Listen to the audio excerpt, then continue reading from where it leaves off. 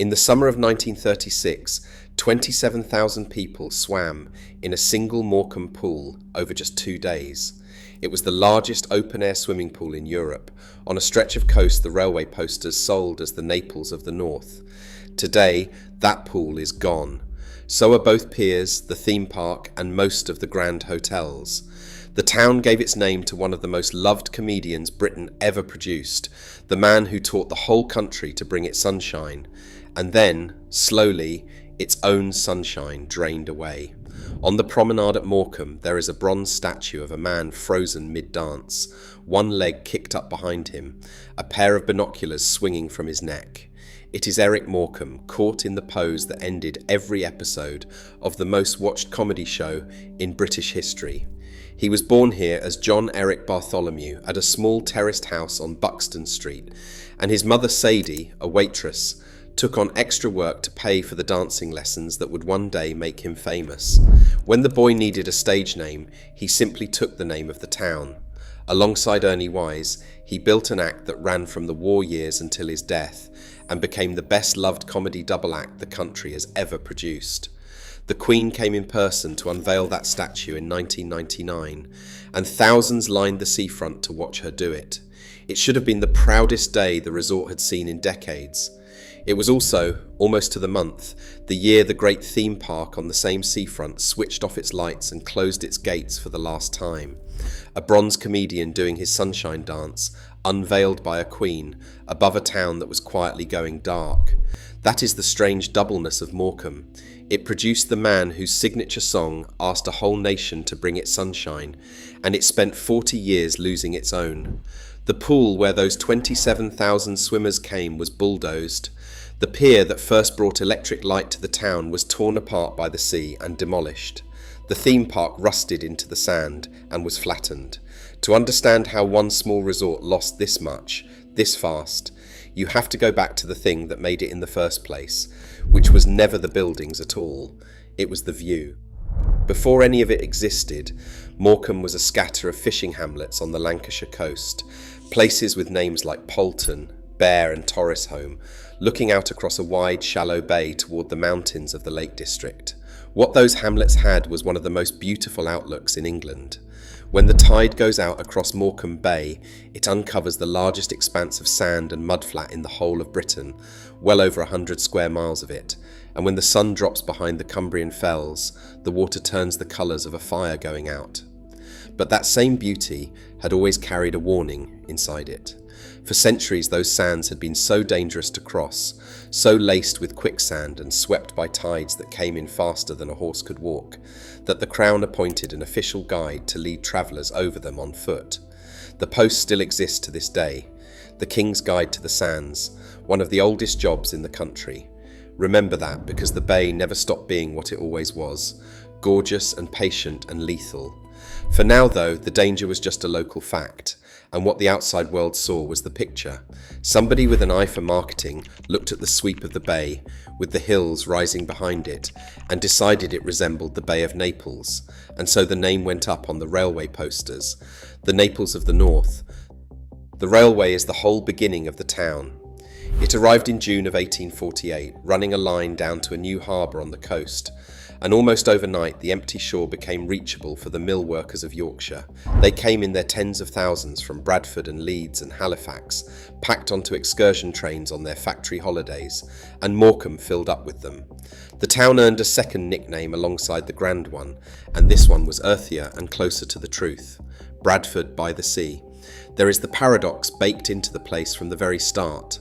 On the same seafront, at the same time, it was both the Naples of the North and Bradford by the Sea, selling the postcard of an Italian bay to Yorkshire weavers eating potted shrimp on a wet bank holiday. It was a town of genuine grandeur and genuine cloth caps, and it never quite decided which one it was. Even now the local football club is called the Shrimps, after the little brown shrimps the boats brought in, a last thread back to the fishing village underneath the resort. For a long stretch it did not need to decide, because the crowds kept coming and the town kept building things to take their money. By the 1890s, Morecambe had a winter gardens with a theatre grand enough to draw the touring stars of the day, its great domed pavilion looking out over the front. It had a promenade that was learning to dress itself in light. It started modestly, with candles set in coloured jars strung along the front after the First World War, a display they called the Peace Illuminations. Then it grew ambitious. The first proper electric illuminations went up in the 1920s with some 40,000 bulbs, and by the end of the 1940s that had swelled to 250,000 lamps, 250,000 of them, burning the length of the front from the old gun battery all the way to Happy Mount Park. On an autumn evening, the whole seafront glowed, and out over the water Morecambe built 2 piers, because a proper resort needed a pier, the way a proper church needed a spire. The central pier came first, opening in 1869, more than 900 feet of ironwork reaching out into the bay, with a pier head served by steamboats, and later a pavilion so lavish that people called it the Taj Mahal of the North. It could pack 3,000 people in under one roof. Then, further west, came the West End Pier, opening in 1896 and eventually stretching a full 1,800 feet out into the water. It was one of the very first structures in the whole town to be wired for electric light. 2 piers, thousands of lamps, a domed winter gardens, and yet Morecambe was always fighting in a shadow, because 40 miles down the same coast stood Blackpool, bigger and brasher and closer to the cotton towns, pulling in 10 visitors for everyone that made the longer trip north. Morecambe's answer was never to be louder than Blackpool, it was to be classier, to be the place you went when you wanted the sea air with a little more dignity to it. And in the boarding houses behind the front, the landladies chased every last penny of that trade. One of them, the story goes, once fitted 36 guests into just 7 bedrooms. By the 1950s, the resort had something close to 1,300 places to stay, from the grand hotels down to terraced houses with a card in the window, and on a hot August Saturday, the sand below the promenade would disappear completely under bodies. Picture what all of this felt like on the day it worked, when the mills of a Yorkshire town shut down for their annual holiday week. An entire community would empty onto the excursion trains together and pour out onto Morecambe's promenade in their thousands, mothers and fathers and children who had saved all year for these few days by the sea. They rode the pleasure steamers that ran from the pier heads out across the bay. They danced in the open air on the boards of the West End Pier and roller skated on its far platform above the water. They queued along the front for the pool and filled the theatres in the evening, and they waited for the moment the illuminations were switched on and the whole seafront lit up at once. For those who wanted to stay the season, great holiday camps had opened on the edge of town, at Heysham Towers and Middleton Towers, with their own pools and ballrooms and long rows of chalets, whole self-contained worlds of organised fun. For a working family from an inland factory town, a week here was about as close to paradise as the year ever came, and Morecambe knew it, and sold it back to them beautifully. Nobody standing on that crowded promenade in the 1950s, watching the steamers come in and the lights blink on down the front, could have pictured that within 30 years almost none of it would still be standing. The pool would be rubble, the piers would be gone, the theatres dark, the camps closed. It all felt permanent, the way summer feels permanent when you are a child in the middle of it. It was not. But the 2 buildings that defined Morecambe at its absolute height, the ones that told the world it was serious, both went up within 3 years of each other in the middle of the 1930s, and they were extraordinary. The first was the Midland Hotel. In 1933, in the depths of the Great Depression, the railway company knocked down its tired old Victorian hotel on the front and replaced it with something that had never been seen in an English seaside town. The architect was Oliver Hill, and he built a low white curving building in the streamlined modern style, all smooth lines and rounded corners, curved to follow the sweep of the bay itself, so that one critic wrote, "It seemed to rise from the sea like a great white ship." Its central tower held a spiral staircase. At one end sat a circular cafe where you could drink your tea and watch the tide. On the outside, 2 carved stone seahorses arched over the entrance, their curled shape echoing the letter M. Inside, Hill hired the finest artists in the country. The textile designer Marion Dawn wove the rugs. The painter Eric Revilius covered a wall of the cafe in a mural, and the sculptor Eric Gill carved a great stone relief for the wall behind the reception desk. showing Odysseus washed up exhausted on a foreign shore and welcomed by a stranger who does not yet know his name. Beneath the figures, Jill cut a single line from Homer into the stone, meant as a greeting to travellers far from home. There is good hope, it reads, that thou mayest see thy friends. Read there today, in a town that lost so much, it sounds less like a welcome than a prayer. The glamour of the Midland Hotel lasted barely 6 years. It opened to famous guests and champagne in 1933, and by 1939 the Second World War had shut the party down. The hotel was requisitioned, turned over to other uses, and it never quite recovered the shine of that first summer. 6 good years for a building meant to stand for a century. In the long decades after the war, it slid slowly into shabbiness, grand and cold and half empty, elegant enough by then only to serve now and again as the atmospheric set for a period detective drama. That short, bright life would turn out to be the pattern for almost everything Morecambe built. The second monument was even bolder. 3 years after the hotel, in 1936, the town opened the Super Swimming Stadium, and the name was not an exaggeration. It measured 396 feet by 110 feet, and when it opened, it was said to be the largest open-air swimming pool in the whole of Europe. 2 architects designed it to match the streamlined modern curves of the Midland just along the front, so the pool and the hotel would speak the same modern language. It could hold 1,200 bathers in the water and 3,000 spectators around the sides. In its first 2 days, 27,000 people came through the gates. Later, they even heated the water, so that the town could boast the largest heated open-air pool in the world, and children who swam a single length of it were awarded a little badge called the Blue Seagull. What stood on that spot before the pool captures the whole nerve of the place. The stadium was built on the site of a ship-breaking yard, somewhere old ocean liners were dragged to be torn apart for scrap, and in the years before the pool, that yard had run a sideline that is almost impossible to imagine now. For 3 pence, a holidaymaker could walk up the gangway of one of those condemned liners and tour the doomed ship before the breakers set to work on it. Morecambe took a graveyard for great vessels and turned it into the grandest lido in Europe, built quite deliberately to outshine the huge open-air baths that Blackpool had opened a decade before. Even here, even in the water, the town was trying to beat its rival on style.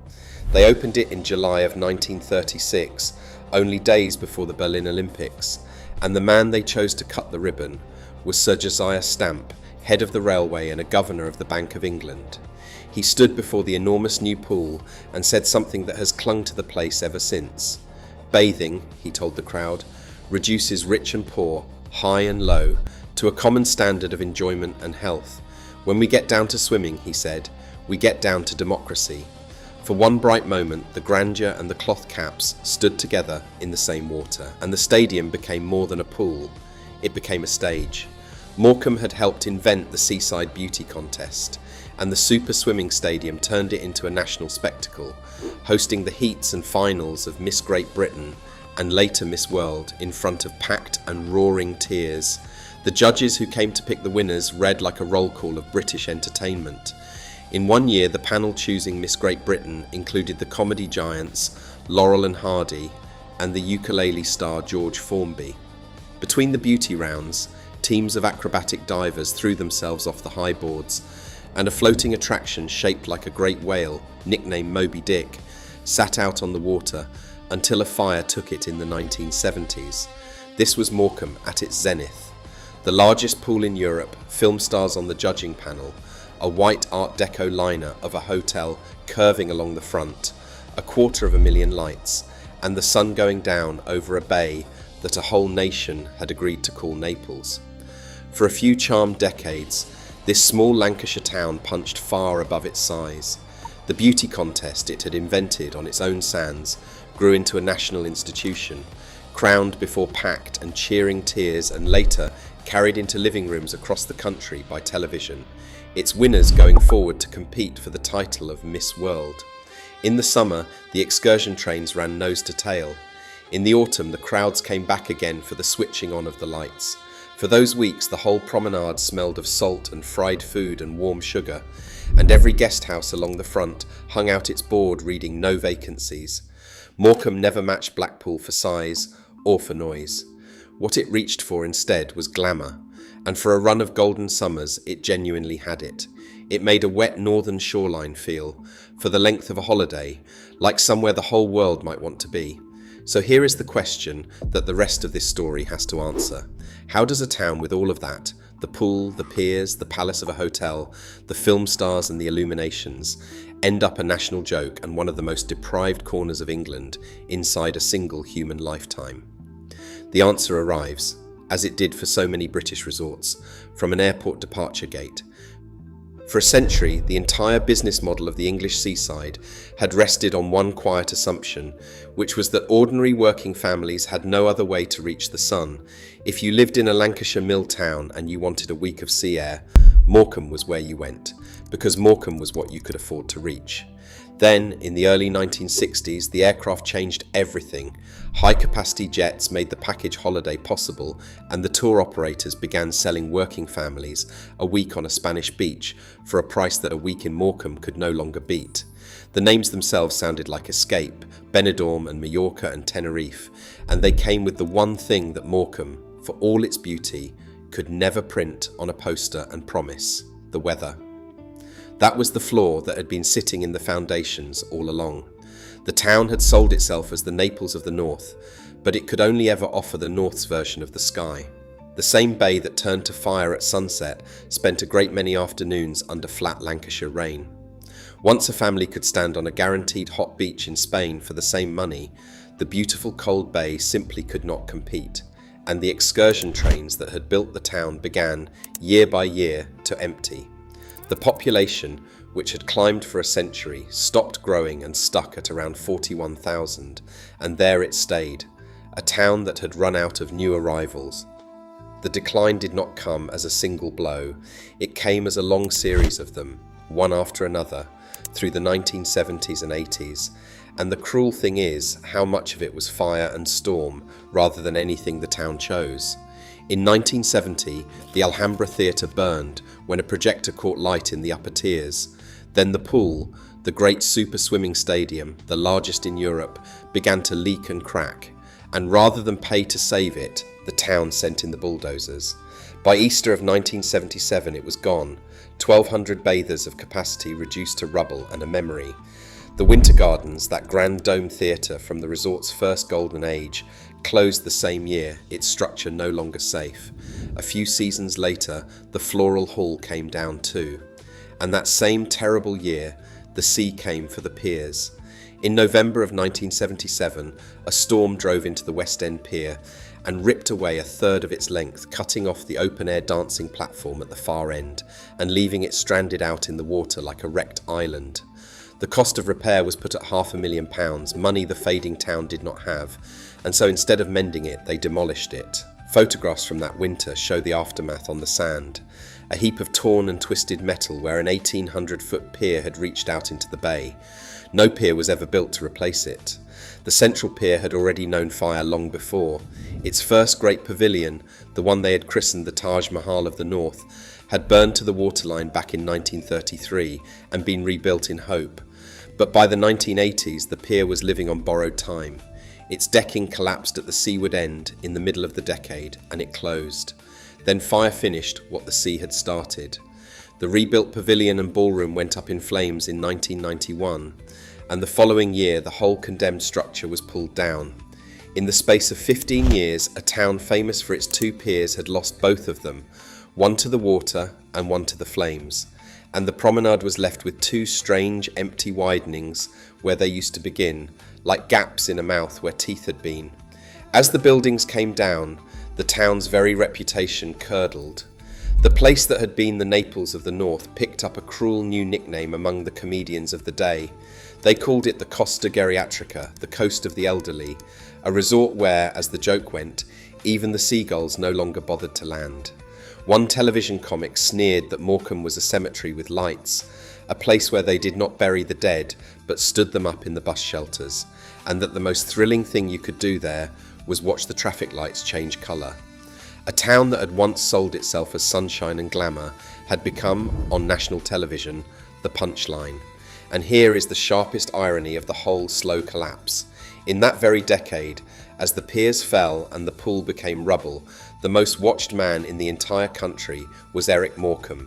His Christmas specials with Ernie Wise drew audiences that are almost unthinkable now. The 1977 Christmas show was watched by more than 28 million people, more than half the population of Britain, sitting down together to laugh at a man who had named himself after this dying resort. He would go on to be voted one of the 100 greatest Britons of all time. The name Morecambe was beloved in every living room in the country. The town that owned that name was falling to pieces by the sea. The last grand attraction to fall was the strangest of all. On the western seafront, an amusement park had stood since 1906, living through a string of names: West End Amusement Park, then Fun City, then Morecambe Pleasure Park. In 1987, its owners made one final enormous gamble. They rebuilt the whole thing as a full Western theme park and called it Frontierland. There was a wooden roller coaster called the Texas Tornado, whose bones dated back to 1939, a mine train, a log flume, saloons and stagecoaches, and cowboy shootouts staged on the edge of the Lancashire sand. And rising over all of it stood a great observation tower, 150 feet of it, called the Polo Tower. There is a bitter little detail folded into who owned it. Frontierland belonged to the company that ran Blackpool's Pleasure Beach, the very rival that had overshadowed Morecambe for a century, and in the end it was a Blackpool boss who signed the order to shut it down. Frontierland closed for good in 1999. That same haunted year, the Queen came to unveil the bronze comedian a mile along the front. Its rides were unbolted and sold off and scattered, some carted away to Blackpool, some to Southport, the Wild West dismantled and driven off in pieces. What happened next to the site is the single image that holds the whole story. Almost everything was pulled down or carried away, but the Polo Tower was left standing, and it stayed there, 150 feet of rusting steel over an empty field of weeds and broken concrete for 18 years. A dead fairground tower looming over the seafront of a resort that had once called itself Naples, while plan after plan to redevelop the land was announced and then quietly expired, until the tower was finally taken down in 2017. The land behind it stayed a fenced-off wasteland for so long that local artists eventually covered the hoardings with 100 paintings, an art protest against the emptiness. And behind the front, the story was quieter and sadder still. The grand Victorian guest houses of the West End, built to sleep holidaymakers who no longer came, were carved up into cheap flats and houses of multiple occupation. The area that had been the beating heart of the resort became one of the most deprived neighbourhoods in the entire country, a place people were placed rather than chose, and the sunshine trade that had laid every brick of it was simply gone. And then the bay, the beautiful bay that had been the whole reason for the town, showed the world its other face. On the night of the 5th of February, 2004, a group of Chinese labourers were out on the sands at low tide, gathering cockles by hand for a few pounds a sack. They had been trafficked into the country and hired out by criminal gangmasters, sent onto one of the most dangerous tidal flats in Britain by men who never taught them how the water moved. This was the very danger the King's Guide had existed for centuries to protect people from. The tide comes in across those vast flat sands faster than a person can run, through channels that shift without warning, and it comes in the dark. That night, 23 of them drowned. One of the men reached a phone as the water rose around him, and his last message to the emergency operator was 3 broken words in a language he barely spoke. "Sinking water," he said. "Sinking water." The same bay that a nation had called Naples, the view that had raised the hotels and the pool and the piers, was the thing that killed them. Their deaths shamed the country into action, forcing new laws to license the gangmasters who trade in human beings and feeding directly into the Modern Slavery Act years later. The beauty of Morecambe had drawn millions to its shore for pleasure. It had also, on one black night, drawn 23 of the most desperate to their deaths. So that is the fall. The pool bulldozed, the piers gone to fire and sea, the theme park flattened, the guest houses turned to bedsits, the whole gorgeous machinery of the Naples of the North dismantled piece by piece over half a century. Which makes it fair to ask whether the title on this story is even true. whether nobody wants to visit Morecambe anymore. And the honest answer is that people do still come. But that answer only deepens the sadness rather than lifting it, because look closely at what they come for. They come for the bronze statue of Eric Morecambe, where there is very often a queue of visitors waiting to have their photograph taken, doing his sunshine dance beside him. They come for the Midland Hotel, which was rescued from ruin and painstakingly restored, reopening in 2008 as the shining white ship it was always meant to be, its seahorses and its Odysseus stone brought back to life. They come, most of all, for the sunset over the bay, which is exactly as astonishing as it ever was and asks nothing of anyone. They do not come for a living resort. They come for a bronze ghost, a single saved building, and a view. They come to visit the memory of the thing and to stand where the sunshine used to be. Whether the real thing ever returns is the question the town is now staking its future on. On the old seafront, work has begun on the Eden Project Morecambe, a £100 million scheme by the people who built the famous glass biomes in Cornwall. They are promising two enormous shell-shaped domes on the front, one called the Realm of the Sun and one the Realm of the Moon, with a theatre inside that will recreate the daily rise and fall of the very tides that drowned those cocklers. Its opening date has already slipped, more than once, from one year to the next, in a town that has learned to be careful about promises. But there is one detail in the plans that is almost too perfect to be real. The very first piece of the new garden to be built has been named after Eric Morecambe's signature song. They are calling it the Bring Me Sunshine Garden, and they mean to show it off at the grandest flower show in the country before bringing it home to the promenade. After everything, the town is trying to summon back the one thing it could never guarantee, and it is doing it in the name of the local boy who told the whole world to bring it. Stand on that promenade today, where the crowds once queued for the largest pool in Europe, and there is little behind you but an open stretch of front, and the bronze figure of a comedian, still dancing, still asking the sky for sunshine, gazing out over the same wide and beautiful bay that gave the town its name and then took almost everything else away. Morecambe was never short of beauty, it was only ever short of the weather to match it.